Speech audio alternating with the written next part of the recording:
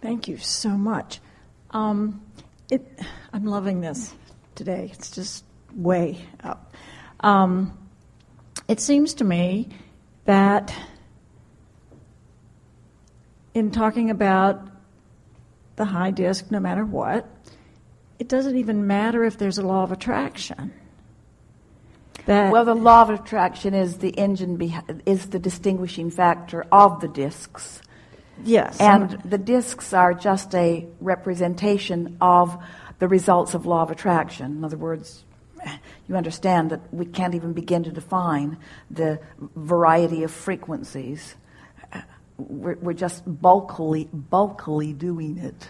Well, what I find is that one of the things that gets me back up, if I've fallen off the wagon, is I just think about what a habit the lower levels are, and I just try to just drop that and go back to the...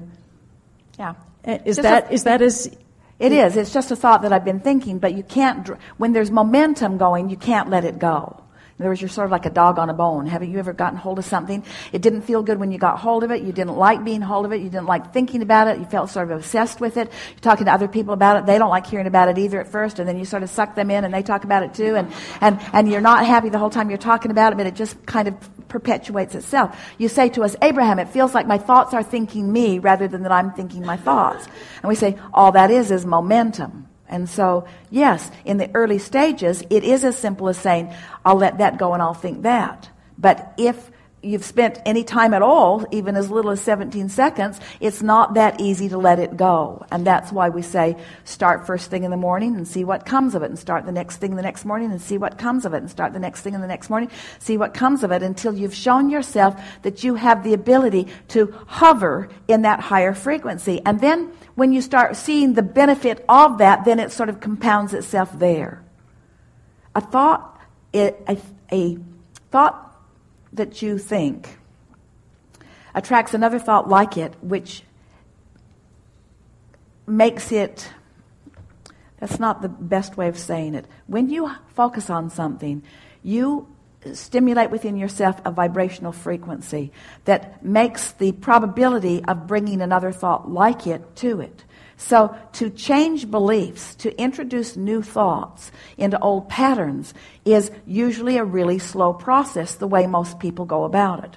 So to try to convince yourself that what you believe is not beneficial doesn't really help. Esther would say to us, but Abraham, it's true. It's true. I'm not just making this up. This is a true thing. And we would say there are all kinds of things that are true that feel good when you focus upon them, and all kinds of things that are true that don't feel good when you focus upon them. Don't let the truth of it be your criteria, or then you're thinking about everything. Let the way it feels be the criteria. And so that's really the way that we would approach it if we were standing in your physical shoes.